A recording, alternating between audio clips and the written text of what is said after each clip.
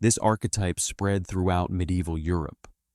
In Scotland, they told of Ewan of the Little Head, a warrior beheaded in battle who now rides the Isle of Mull, both horse and rider headless. In Wales, the Fenyw heb un pen, the headless woman, rides a cephal heb un pen, a horse without a head. Throughout Germany, the headless riders of the Rhineland wander until they atone for their sins. The details vary. The core remains the same: a rider without a head, an omen of death, a confrontation with mortality. As scholars continue studying folklore transmission and evolution, the Headless Horseman serves as a prime example of how myths and legends cross cultural boundaries, adapt to new contexts, and preserve ancient patterns of meaning. Whether future generations will add new chapters to the horseman's legend, what new forms he might take in different cultural contexts, remains to be seen. But based on 1,500 years of documented evolution, we can predict that as long as humans grapple with mortality, as long as we need ways to envision and comprehend death, the Headless Horseman will keep riding. The details will change, the mask will shift, but the rider beneath, that ancient archetype of death on horseback, will endure. And then someone mentioned him. The Headless Horseman. Every conversation stopped. The legend was local, specific to Sleepy Hollow itself. The ghost of a Hessian soldier, they said. Hessian troops were German mercenaries hired by the British during the Revolutionary War. During the Battle of White Plains, fought on October 28, 1776, local tradition held that an American cannonball had decapitated a Hessian soldier. According to the story, they buried him in the Old Dutch churchyard, but his head was never recovered, lost somewhere on the battlefield. Now, people claimed, he rose every night, riding through the valley, searching for his missing head. So, where does this nightmare come from?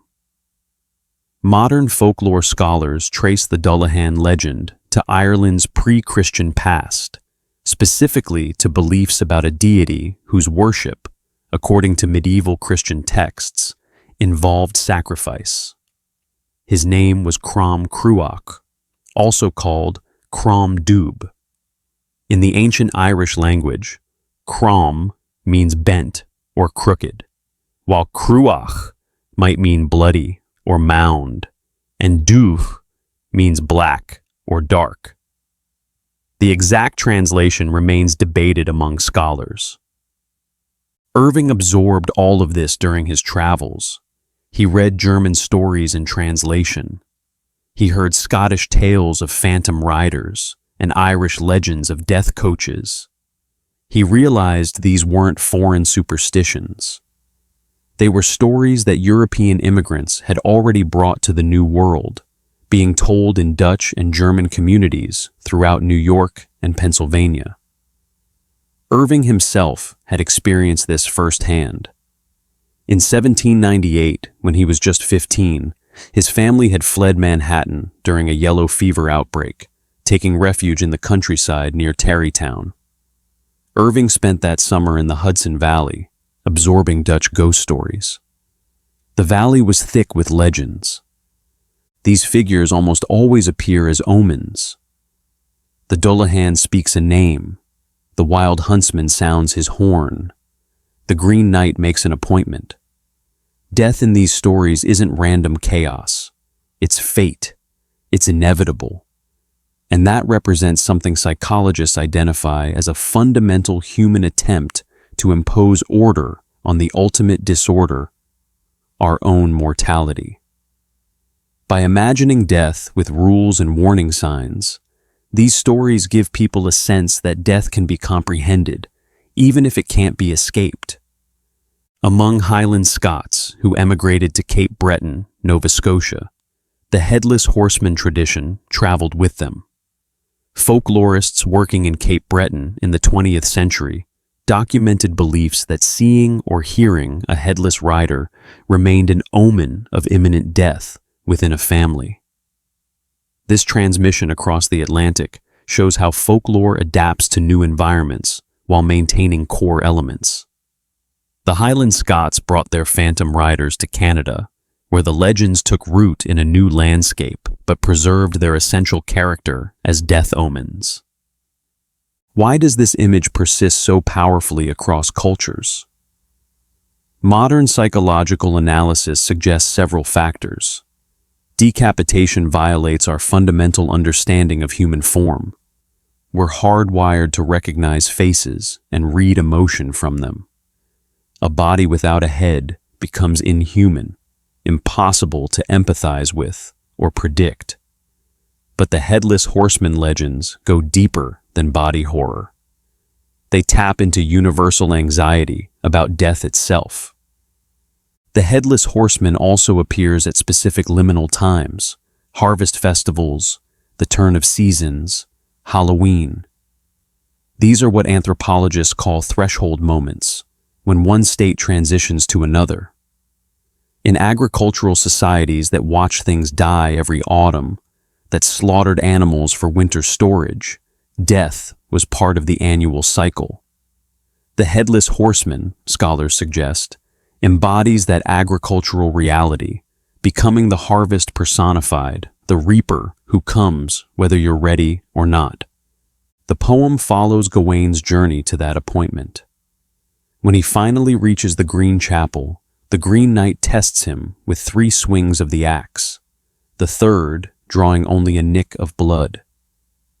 The knight laughs and reveals he's Bertilac de Haute Desert, transformed by Morgan Le Fay to test Arthur's knights.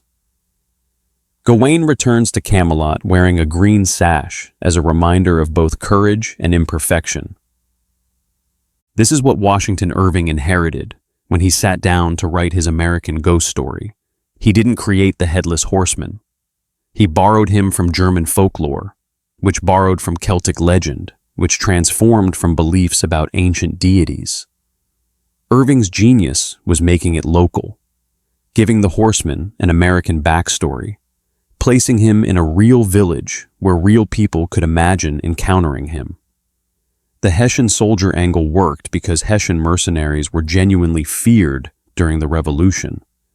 According to medieval Irish texts written by Christian monks, particularly the 12th century Book of Leinster, Crom Cruach was described as the chief idol of pagan Ireland.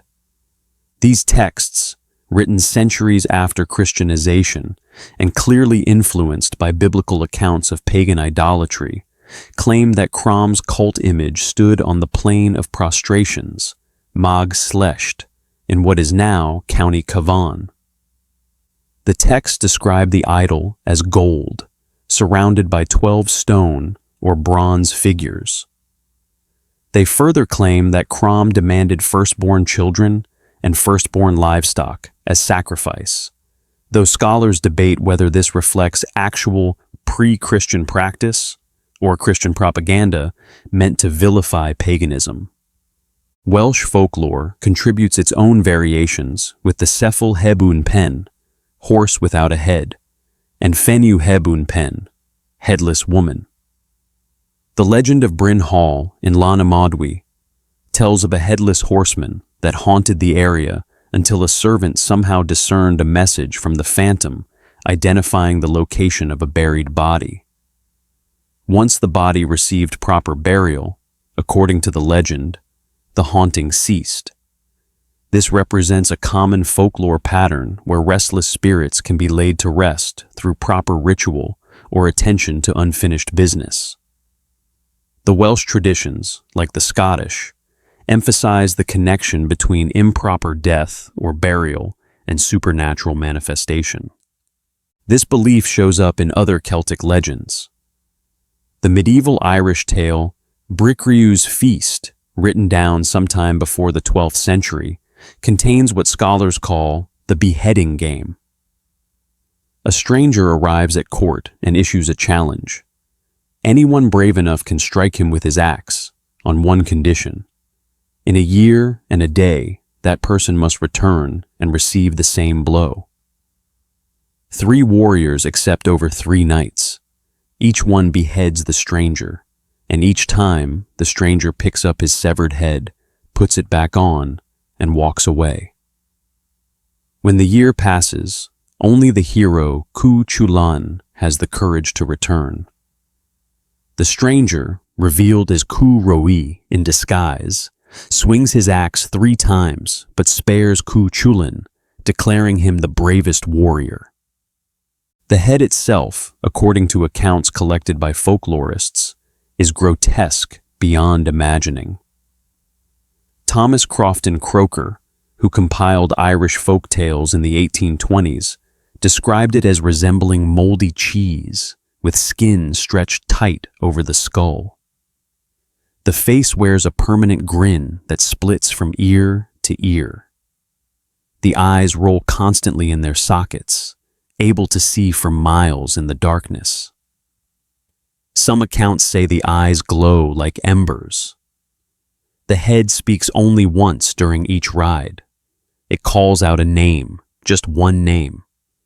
And according to the folklore, whoever hears their name spoken by the Dullahan is marked for death. There's no escaping it. The enduring success of the legend of Sleepy Hollow demonstrates something crucial about how folklore functions in culture. The story has been adapted countless times. Silent films in the 1920s, Disney animation in 1949, Tim Burton's 1999 Gothic reimagining, a television series that ran from 2013 to 2017. Each adaptation takes liberties, adds new elements, reinterprets the core story. Yet the Headless Horseman persists, recognizable across all versions. Why? Because the archetype Irving tapped into, the headless rider as embodiment of death, resonates at a level deeper than any particular telling. The specifics change, the core remains. Crane danced with Katrina. He ate until his thin stomach protested. But as night deepened and the party shifted from dancing to storytelling, something changed. The guests gathered around the great fireplace, and someone started telling ghost stories. Tales of the supernatural that supposedly haunted the Hudson Valley. The Dutch settlers who'd founded these towns had brought old-world superstitions with them. And in the isolated valleys of New York, those beliefs had taken root. The Headless Horseman has been riding, in various forms, for over 1,500 years. And he's not stopping. Because as long as humans fear death, as long as we tell stories to make sense of mortality, he'll keep galloping through our nightmares, headless and eternal. A reminder that some stories are too powerful to die. That's the truth behind the Headless Horseman, an ancient belief that became a death omen, that became a harvest phantom, that became an American ghost story. Same rider, different mask. And the mask, as it turns out, was never the point. Crane listened to all of this with growing dread. He believed every word. When the party finally ended near midnight, Crane realized he had to ride through the darkness alone. He'd failed with Katrina that night, and now he faced the long ride home. When Crane finally mounted his borrowed horse, an old mare named Gunpowder, it was well past midnight. This technique of blending history with folklore, of using real places and events as the foundation for supernatural narrative, became a hallmark of American Gothic literature. Later writers would follow Irving's example, Nathaniel Hawthorne setting Gothic tales in Puritan New England, Edgar Allan Poe grounding horror in Baltimore and other recognizable American cities. Irving showed American writers that they didn't need to import European castles and ancient ruins. American history, even recent American history, could provide the raw material for Gothic horror. the Revolutionary War, Native American legends, Dutch colonial folklore, all of it could be transformed into something dark and powerful. This is how folklore works. Stories evolve, adapt, transform, while maintaining essential elements that speak to fundamental human experiences and fears. The Headless Horseman began, according to folklore tradition, as an Irish death deity. He became a Celtic phantom. He became German wild hunters. He became a medieval Green Knight. He became an American ghost. Each transformation preserved the core, a figure associated with death, appearing at threshold moments, embodying mortality in a form both human and inhuman. And each culture that told his story added new details while maintaining that essential character. This wasn't unique to Berger's poem. The wild hunt appears throughout Germanic and Norse mythology as a spectral cavalcade of hunters. In Norse legend, Odin himself sometimes leads the wild hunt, a ghostly procession crossing the sky during storms as an omen of war. In German tradition, the hunt varies by region. Hackelberg, for instance, according to legend, was a hunter from Brunswick, so devoted to his sport that on his deathbed, he begs God not for salvation, but for permission to keep hunting. God supposedly grants his wish, though not as a blessing. Hackelberg becomes one of the phantom hunters, his horn eternally echoing through German forests. In 1815, Washington Irving left New York for England to help manage his family's trading business in Liverpool. Within a year, it collapsed entirely, leaving Irving stranded abroad. But in professional disaster lay creative opportunity. Irving stayed in Europe, traveling, meeting other writers, and discovering a world of folklore that would transform his writing. In the summer of 1817, Irving traveled to Abbotsford, the home of Walter Scott, already one of the most famous writers in the British Empire. Scott collected ballads and folk tales, preserving oral traditions that were disappearing as Scotland modernized. He welcomed Irving warmly, recognizing a kindred spirit. Throughout the Rhine Valley, accounts of headless horsemen appear in historical records. Villagers reported seeing them on certain nights, usually during major religious festivals or times of stress. The headless riders served as omens, warnings, reminders of mortality. Some versions had them killing people through touch alone. Others had them simply appearing as harbingers. The poem tells of a German count whose obsession with hunting overrides every duty. Sunday arrives, the church bells ring, but the count refuses to stop his hunt. A stranger appears, warning him, "Stop hunting on the Lord's day." The count laughs and rides on. That night, the count dies. But death brings no rest. Instead, God grants him what he wished for: eternal hunting.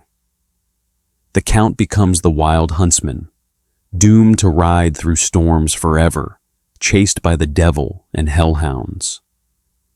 Wherever the wild huntsman appears, disaster follows. Just hearing his horn is enough to bring misfortune. Because buried beneath that American legend lies something far older and far darker than a Revolutionary War ghost story. A Celtic phantom who, legend says, speaks your name and seals your fate. A German huntsman cursed to ride until Judgment Day, his horn echoing through medieval forests. A trail of folklore and belief stretching back 1,500 years to ancient Ireland, to a god the Christian monks called Crom Cruach, the one who medieval texts claim demanded tribute in blood. The Headless Horseman didn't begin in Sleepy Hollow. He began in the transformation of old beliefs into new terrors, in the death of pagan gods, and their rebirth as phantoms that could never truly die. Once you hear the truth behind the Headless Horseman, once you trace his hoofbeats back through the centuries of folklore and legend, you'll never see Halloween the same way again. That's Washington Irving's tale, published in 1820. It became an instant sensation, proof that the New World could produce Gothic horror to match anything from Europe. But here's what most people don't know. Irving didn't invent the Headless Horseman.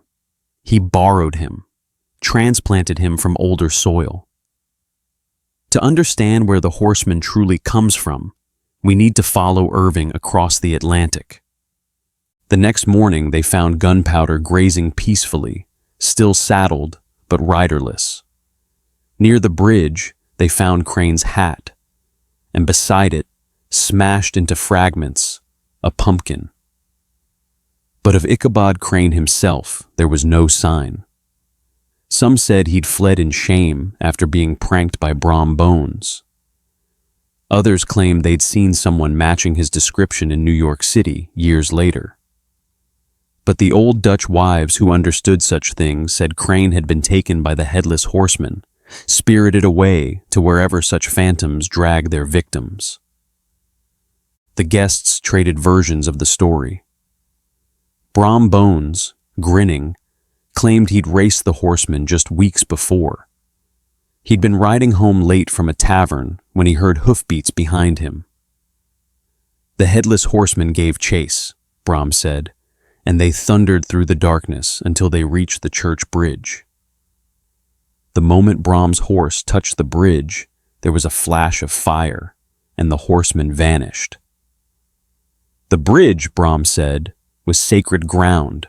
Spirits couldn't cross it.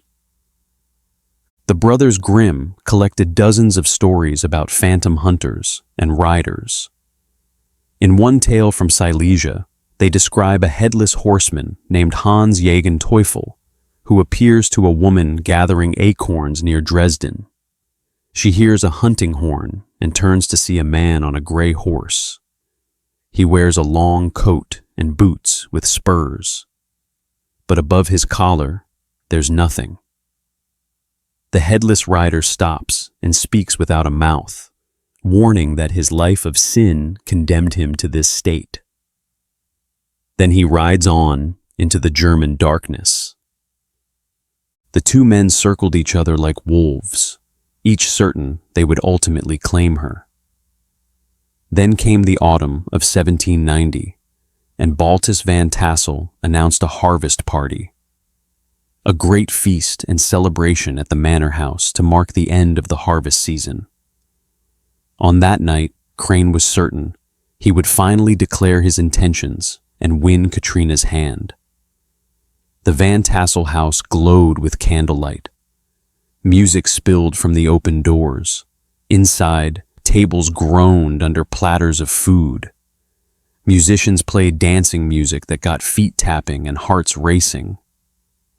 But Irving's version is just the latest chapter in a story stretching back over 1,500 years. The Headless Horseman began, according to folklore tradition, with Crom Cruach and harvest rituals in ancient Ireland. He transformed into the Dullahan when Christianity arrived, but couldn't completely erase old beliefs. He rode through German forests as the wild huntsman, cursed and eternal. He appeared in medieval poetry as the Green Knight, testing heroes with supernatural challenges. And he crossed the Atlantic with European settlers, taking root in American soil. But here's where history blurs into legend. According to Irish folk tradition recorded in later centuries, the worship of Crom didn't simply end with Christianity's arrival. Instead, the god transformed. When St. Patrick supposedly destroyed Crom's idol in the 6th century, the deity didn't disappear. In the folk belief that developed over subsequent centuries, Crom had been denied his sacrifices through ritual. So, The legend goes, he transformed into the Dullahan, the headless rider who would take souls directly rather than wait for them to be offered. His target was Katrina Van Tassel, the only daughter of Baltus Van Tassel, unquestionably the wealthiest farmer in Sleepy Hollow. The Van Tassel farm sprawled across hundreds of acres of prime bottomland, with barns bursting with wheat and corn, cattle so fat they could barely move, orchards heavy with fruit. Katrina would inherit it all. And Katrina was beautiful, with the kind of flirtatious charm that kept every young man in the valley circling. She wore expensive dresses, rode a fine horse, laughed easily. And Crane, looking at her, saw not just a woman, but an escape route from poverty. Welcome back, Darklings. Before we unearth the ancient roots of the Headless Horseman, before we follow his trail back through German forests and Irish bogs to the medieval accounts of pre-Christian worship, let's begin with the version you think you know. The one that turned a quiet Hudson Valley village into America's most haunted address. The one Washington Irving crafted from borrowed nightmares and local superstition. Because even understanding Irving's version reveals something crucial. He didn't invent this terror, he transplanted it. The medieval text known as the Dinshenchas contains verses about Crom that state people sacrificed to him in exchange for milk and grain, suggesting he functioned as a fertility or harvest deity. The descriptions of sacrifice are disturbing, but must be approached critically, as Christian monks writing these accounts had clear motivation to portray pagan practice in the worst possible light. Some modern scholars suggest the sacrifice accounts may be entirely fabricated, modeled on biblical descriptions of Moloch worship. In Irish folklore, there exists a creature so terrifying that even mentioning its name after dark was considered dangerous. They call it the Dullahan. The word means dark man, or the one without light, in Irish. And according to legend, he is death incarnate. The Dullahan, as described in Irish folk tradition, appears as a headless rider on a massive black horse. But unlike Irving's horseman, or the German wild huntsman, the Dullahan carries his own head. Not tucked shamefully away, but held high like a lantern, using it to scan the countryside for prey. The Headless Horseman is more than a ghost story. He's an archetype, a symbol that keeps appearing because cultures keep needing ways to visualize death, to give it shape and rules. We need to believe death comes with warning, that it rides so we can hear it coming, that it follows patterns we might understand. Because the alternative, that death is random and meaningless, is too terrifying to accept. Better to imagine a headless rider following ancient laws, even laws we don't understand.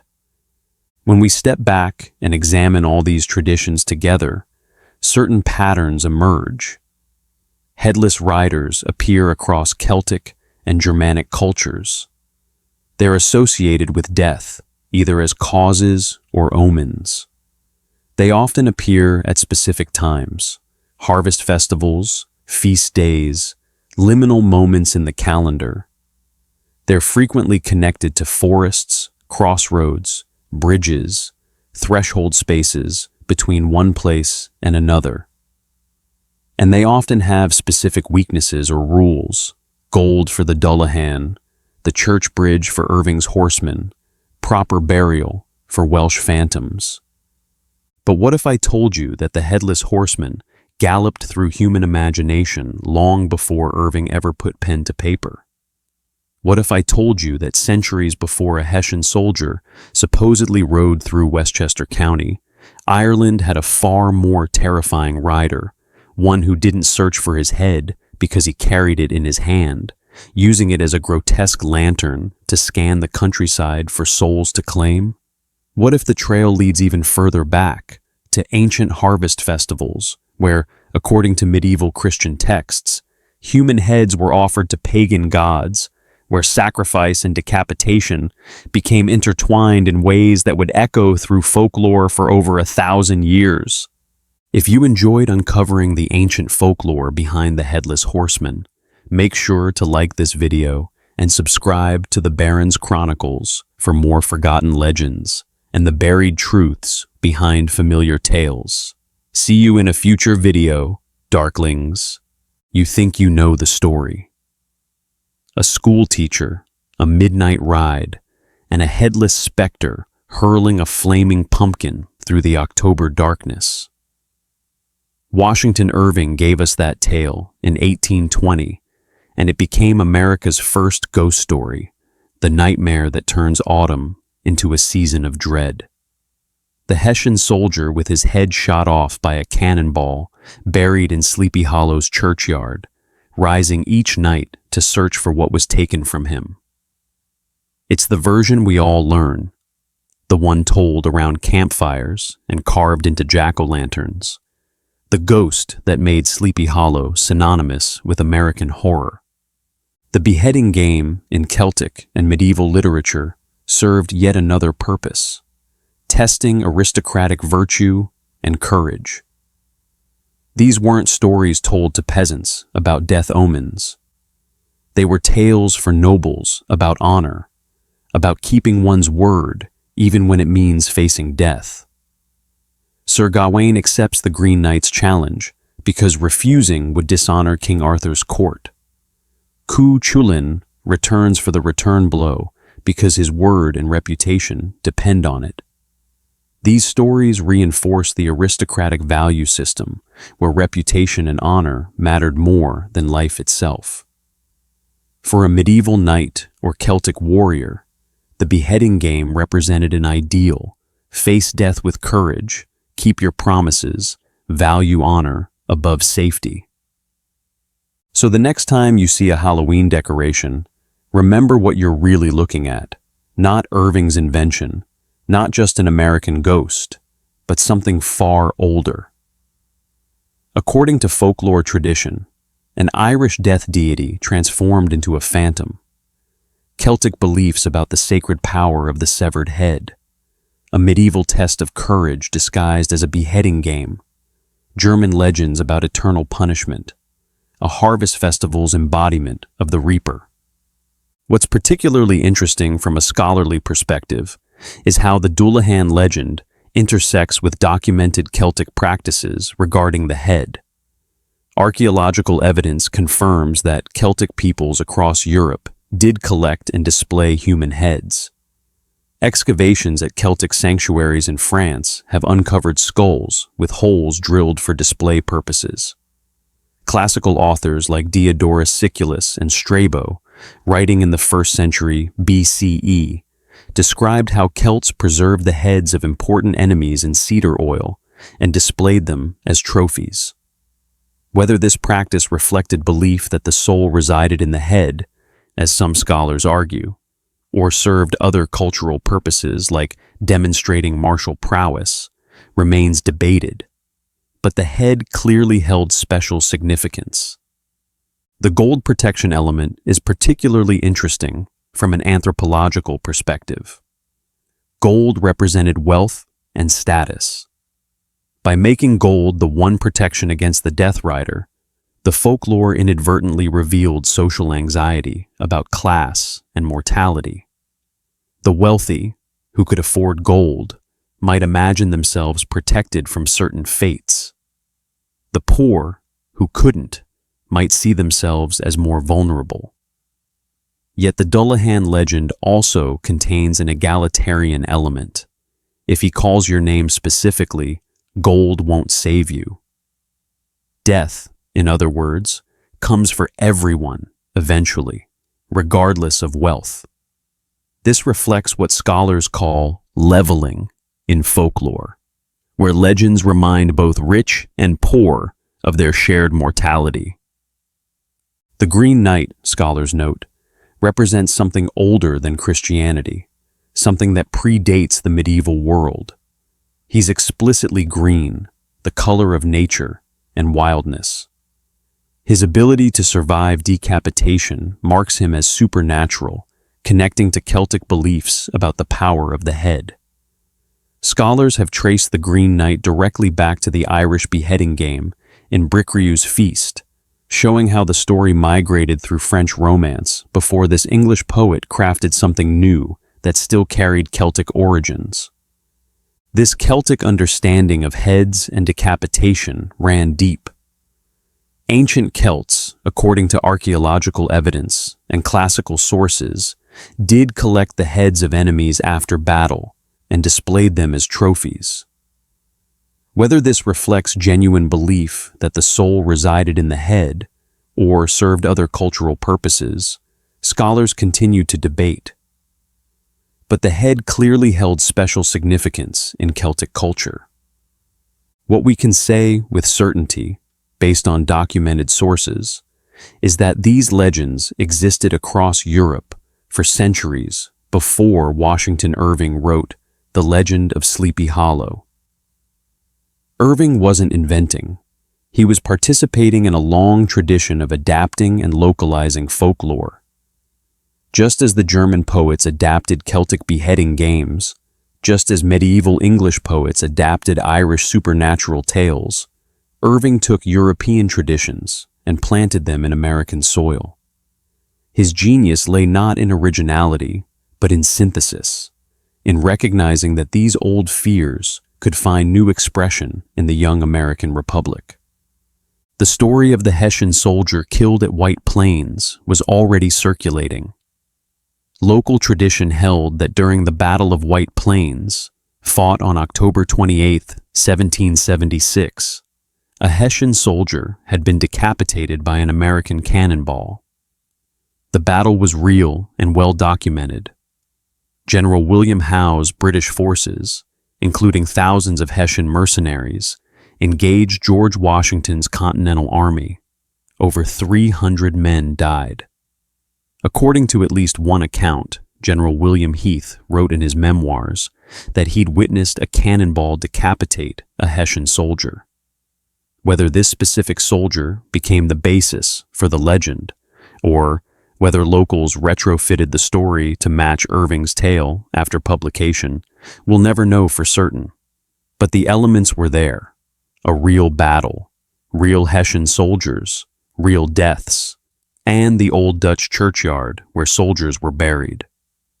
The Brothers Grimm collected multiple versions of Headless Horseman stories, though not all made it into their famous fairy tale collections. Their scholarly work preserves accounts from across German territories of encounters with headless riders, usually associated with forests, hunting, and certain feast days. The Hans Jagenteufel story, which they recorded from Silesian sources, exemplifies the German tradition where the headless rider serves as moral warning. Unlike the Irish Dullahan, who appears as implacable fate, the German riders often explicitly warn people to avoid sin and excess. This difference might reflect broader cultural patterns. Irish folklore emphasizing inevitability and fate, German folklore emphasizing moral behavior and its consequences. The Dullahan rides a horse as black as charcoal, often described as headless itself. In other tales, the Dullahan doesn't ride at all. Instead, he drives what the Irish call the See Threist Bodhar, the death coach. It's a silent carriage drawn by 6 headless horses, decorated with human bones. As the death coach passes, according to tradition, gates fly open of their own accord. Locks spring undone. No barrier can stop it. If you're foolish enough to look out your window as it passes, the Dullahan will throw a basin of blood in your face. Or he'll use his whip, which folklore says is made from a human spine, to flick out the eyes of anyone who watches. This archaeological reality gives credence to the notion that Celtic folklore might preserve genuine memory of head-focused rituals, even if later Christian retellings exaggerated or distorted the details. The beheading game motif in Celtic literature, where figures can survive decapitation, might reflect cultural memory of head collection practices transformed into supernatural narrative. When we read Bricriu's Feast, we're potentially seeing ancient practice reimagined through the lens of storytelling, where the severed head becomes not a trophy, but a test of courage. The poem opens at Camelot during a New Year's feast. A gigantic stranger rides in. He's green, skin, hair, horse, everything about him radiates an otherworldly presence. He carries a holly branch and an enormous axe. He issues a challenge. Anyone brave enough may strike him with the axe, but in a year and a day, that person must journey to the Green Chapel and receive the same blow in return. Sir Gawain accepts and beheads him. But the Green Knight doesn't fall. His body picks up the severed head and rides out, the head reminding Gawain of their agreement. The persistence of Headless Horseman legends across so many cultures reveals something fascinating about human storytelling. When we examine the documented folklore from Ireland, Germany, Scotland, Wales, and beyond, we find remarkably similar figures appearing independently, suggesting that certain fears and symbols resonate universally across human experience. Let's trace these connections more carefully, examining what the historical record actually tells us versus what later romanticizing might have added. The year is 1790, or so Irving's story tells us. In a secluded glen known as Sleepy Hollow, nestled in the Hudson Valley, about 30 miles north of New York City, there lived a schoolteacher named Ichabod Crane. Everything about Crane was wrong for a schoolmaster. Tall and gangly, impossibly thin, with limbs that seemed to hang from his frame like loose rope. His head was small and flat on top, with ears that protruded so far they looked like they might flap in a strong wind. His nose was long and sharp. His whole body gave the impression of a scarecrow that had learned to walk. But Crane was educated, which in frontier New York was rare enough to earn respect, even if it couldn't earn affection. That's the deeper truth behind the Headless Horseman. Not just a ghost story, not just a legend, but a window into how humans across cultures and centuries have tried to make sense of the one experience we all share and all fear: death. By giving it form, by making it ride a horse and carry its head under one arm, by establishing rules and patterns for its appearance, we transform the random terror of mortality into something that, if not controllable, is at least comprehensible. The Headless Horseman lets us look death in the face, even if that face is missing. Scott introduced Irving to German folklore. The Brothers Grimm had recently published their collections of fairy tales, raw and disturbing stories drawn from German oral tradition. Scott himself had translated several German works into English, fascinated by Germanic folklore. One poem in particular had captured his attention: Der wilde Jäger by Gottfried Burger, written in 1778. Scott translated it as The Chase, or The Wild Huntsman, and published it in 1796. But there is one defense against the Dullahan, according to the stories: gold. For reasons lost to time, the Death Rider supposedly cannot stand the presence of gold. Even a single gold coin or gold pin is enough to drive him away, though only if you're not the one he came for. One account from County Galway, recorded in the 19th century, tells of a man walking home late one night who heard hoofbeats approaching. He saw the Dullahan and ran. Just as the Death Rider was about to overtake him, the man remembered the gold pin in his shirt. He tore it out and dropped it on the road, There was a roar like thunder, and when he looked back, the Dullahan was gone. In rural Ireland, during the centuries when the Dullahan legend was most actively believed and transmitted, the phantom served multiple purposes. On a practical level, belief in the Dullahan kept people indoors after dark, which in a time without street lighting and when rural areas were genuinely dangerous at night, probably prevented accidents and crimes. Parents could invoke the Dullahan to keep children from wandering off at dangerous hours. The death omen aspect also helped communities process grief and mortality. When someone died, witnesses might remember signs and omens that preceded the death, including claimed sightings of the Dullahan. This retroactive pattern recognition helped people feel that death, while tragic, followed natural laws and wasn't simply random. But Crane had competition.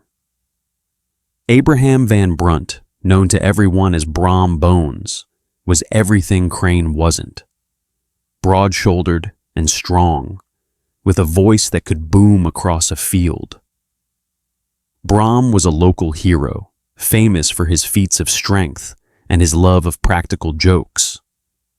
Where Crane was awkward and anxious, Brom was confident and commanding. Where Crane relied on book learning and careful words, Brom ruled through physical prowess and natural charisma, and Brom wanted Katrina too. The texts tell of High King Tigernmus, who supposedly worshipped Crom Cruach. According to legend, when Tigernmus led the people to the plain of prostrations and the priests demanded sacrifice, the people rebelled. The story claims 3/4 of those assembled died that night on Samhain, including Tigernmus himself. The plain supposedly earned its name that night, Mag Slecht, the plain of prostrations. Modern scholars analyzing these legends through various lenses, psychological, anthropological, historical, propose multiple interpretations. Psychologically, the Headless Horseman might represent anxiety about loss of self, about mortality, erasing identity. Anthropologically, these legends might preserve cultural memory of actual practices, head collection, ritual sacrifice, transformed over centuries into supernatural narrative. Historically, they might represent how conquered peoples, Celts under Roman and later Christian rule, preserved their religious beliefs in disguised form, with pagan gods becoming fairies, demons, and phantoms in the new religious order. This beheading game motif, scholars have traced, traveled from Irish oral tradition into written form, then spread through Europe. It appears in French romances and German epics. Then, sometime in the late 14th century, an anonymous English poet transformed it into one of the greatest works of medieval literature, Sir Gawain and the Green Knight. In German regions where the wild huntsman legends flourished, the stories served explicitly moral purposes. Unlike the Dullahan, who appears as implacable fate, the wild huntsman typically resulted from specific sinso hunting on holy days, blaspheming against God, prioritizing earthly pleasures over spiritual duties. These legends reinforced social norms and religious observance. A hunter who wanted to hunt on Sunday might think twice if he believed the wild huntsman represented that sin's eternal consequence. Parents could use these stories to teach children about consequences, about respecting limits, about the dangers of excess. The wild huntsman functioned as cautionary tale in a way the Dullahan did not. He taught the children of Dutch farmers, moving from house to house, boarding with the families of his students for a week at a time. This was how he survived. No one family could afford to keep a schoolmaster year-round, so he rotated, eating at their tables, sleeping in their spare rooms, making himself useful by helping with chores when lessons ended. It was a humble existence, made bearable only by one burning ambition. Ichabod Crane intended to marry money. When we examine Scottish traditions, we find the legend of Ewan of the Little Head particularly well documented in Highland folklore. According to tradition recorded in the 19th century, Ewan was decapitated during a clan battle at Glen Caner on the Isle of Mull. The battle supposedly denied him the chance to become a clan chieftain, and both he and his horse now ride headless through the area. What makes this interesting is the specificity of a named individual, a specific location, a documented clan battle. Whether Ewan was a real person or whether the clan battle provided an origin story for an existing phantom, the legend demonstrates how historical events become embedded in supernatural folklore. These patterns suggest something deeper than coincidental invention. Whether through actual cultural transmission, Celtic and Germanic peoples did interact and influence each other historically, or through universal human psychology, certain fears and symbols resonate across cultures, the Headless Horseman archetype emerged as a powerful way to embody mortality.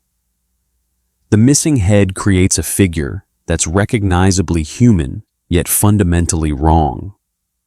It taps into body horror while also serving as metaphor. Death takes our identity, represented by the face, leaving only the body that continues moving according to supernatural rules rather than human will. The German wild huntsman traditions follow different patterns, but reveal similar cultural anxieties about death and divine punishment. Gottfried Berger's 1778 poem wasn't inventing the wild hunt from whole cloth.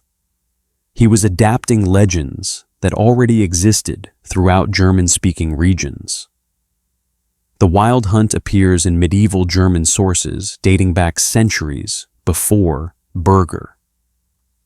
Jacob Grimm, the folklorist and linguist who with his brother Wilhelm collected fairy tales, also compiled a massive study called Deutsche Mythologie, German mythology, published in 1835. In this scholarly work, Grimm traces wild hunt legends across Germanic regions, documenting local variations.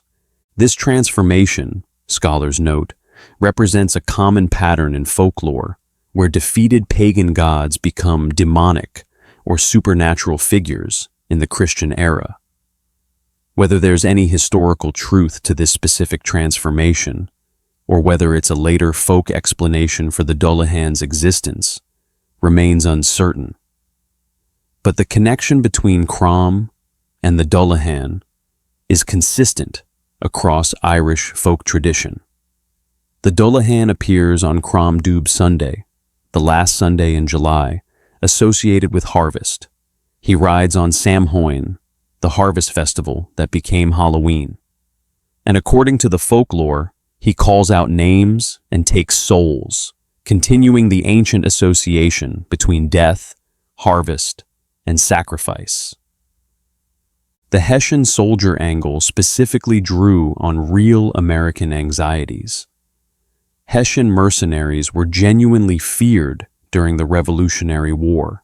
They were disciplined, effective, foreign. American propaganda portrayed them as brutal and inhuman. When Irving made his Headless Horseman a Hessian, he was tapping into living memory of the war, using real historical fear to ground his supernatural tale. The Battle of White Plains was real. Hessians really fought there. The old Dutch churchyard really existed. By anchoring his ghost story in verifiable history and real locations, Irving made the supernatural feel plausible in a way that pure invention might not have achieved. The Headless Horseman gives death a form.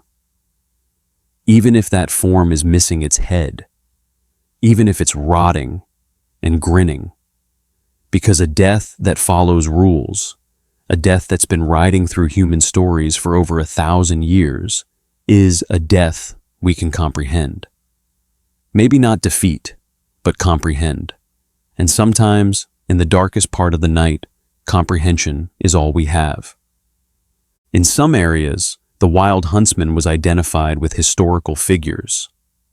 Dietrich von Bern, a legendary hero based on Theodoric the Great, appears in some versions.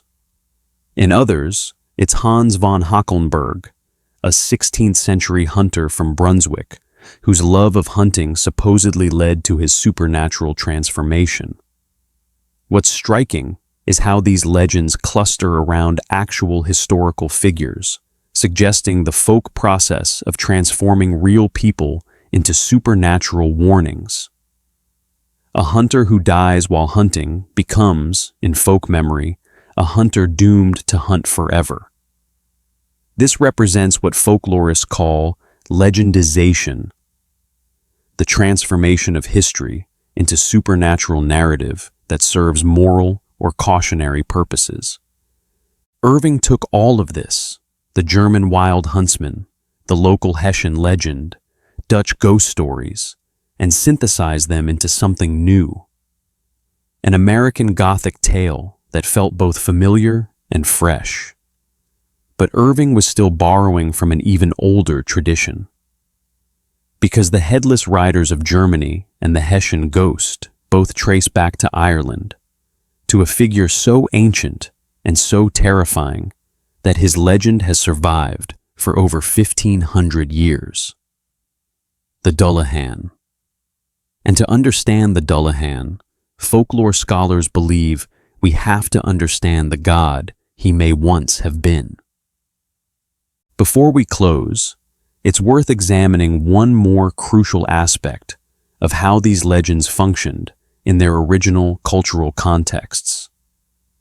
The Headless Horseman and his various incarnations weren't simply entertainment. They served specific social and psychological functions in the communities where they flourished. Understanding this helps us grasp why these stories persisted for so long and why they continue to resonate even in our modern, supposedly rational age. Crane rode slowly, his mind full of the ghost stories. The road wound through woods where gnarled trees reached twisted branches toward the sky. Then Crane heard it. Hoofbeats. Behind him. He twisted in his saddle and saw nothing at first, but the sound continued, getting closer. The figure drew alongside him, and Crane saw clearly in the moonlight. The rider wore dark clothes and sat tall in the saddle. But above the shoulders, there was nothing. No head, just empty space. The Headless Horseman. Crane screamed and kicked gunpowder into a gallop. The church bridge. If he could reach it, he'd be safe. The bridge appeared ahead. The horseman drew closer. Gunpowder's hooves hit the bridge with a hollow clattering. They were crossing. Crane looked back and saw the horseman rising in his stirrups, one arm lifting high, revealing something round and heavy. The horseman threw it. The object struck Crane, and everything went black. In Ireland, the Dullahan tradition was extensively documented by 19th century folklorists like Thomas Crofton Croker and William Butler Yeats. Croker's Fairy Legends and Traditions of the South of Ireland, published in 1825, contains detailed accounts of the Dullahan gathered from oral tradition. He describes encounters reported by Irish peasants, including one vivid account from County Cork, where a man named Michael Noonan claimed to have seen the headless coach near Ballyhooly. According to Noonan's testimony, recorded by Croker, he witnessed a black coach drawn by 6 horses, driven by a headless coachman. The next morning, he learned that a local landowner had died suddenly. Whether Noonan truly saw something supernatural, or whether memory and belief shaped his account after learning of the death, we can't determine. But his testimony represents genuine Irish folk belief about death omens taking physical form. The connection between the Dullahan and gold as a protective measure appears consistently across Irish sources. Multiple accounts from different regions of Ireland mention gold as the one substance that can repel the Death Rider. W.J. Fitzpatrick, writing in the early 20th century about County Down traditions, claimed to have witnessed the Dullahan himself, describing how he saw a headless figure on horseback stopping on a hillside at sunset. He reported hearing the figure call out a name, though he couldn't make out what name was spoken. Later, he learned of a death in the area. These accounts cluster around certain regions: County Sligo, County Down, County Galway, areas where older Irish traditions remain strong, even as modernization transformed other parts of the country. When Washington Irving adapted these traditions for American audiences, he was participating in nation building through folklore. In 1820, the United States was still a young nation searching for cultural identity distinct from Europe. American writers faced pressure to create distinctly American literature that wasn't simply copying British or European models. Irving showed how American history and landscape could generate stories equal to European Gothic tales. The Hudson Valley became as haunted as German forests. The Revolutionary War provided as much ghostly material as medieval battles. Dutch settlers brought as much folklore as Scottish Highlanders. The legend of Sleepy Hollow also reflected American anxieties about class, education, and social mobility. Ichabod Crane represents the educated outsider trying to marry into wealth. Brom Bones represents local power and tradition.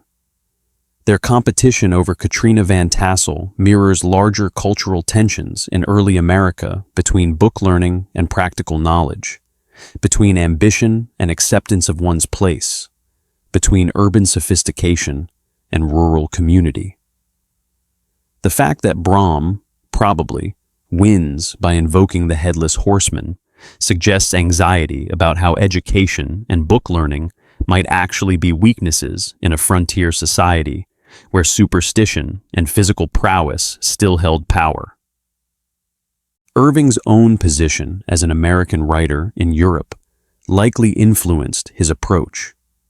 He experienced firsthand how European sophisticates viewed Americans as culturally inferior, lacking the history and tradition that gave European culture depth. By showing that American folklore could be just as dark and powerful as European legends, Irving asserted American cultural legitimacy.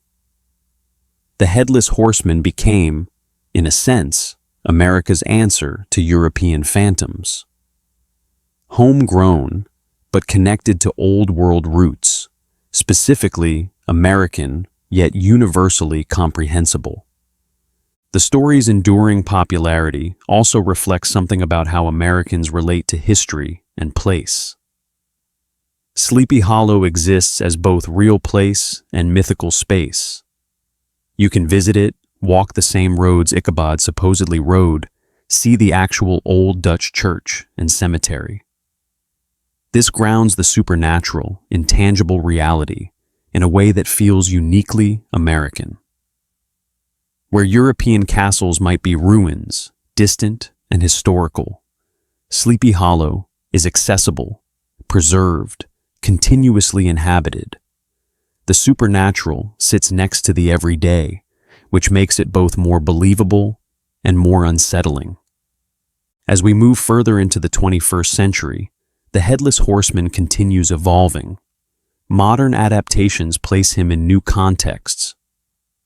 As one of the four horsemen of the apocalypse in the TV series Sleepy Hollow, as a vengeful spirit in horror films, as Halloween decoration. Each adaptation adds new layers while maintaining that core image, the headless rider as embodiment of death. Whether future storytellers will find new meanings in the ancient archetype, new fears for him to embody, new contexts for his midnight ride. Time will reveal.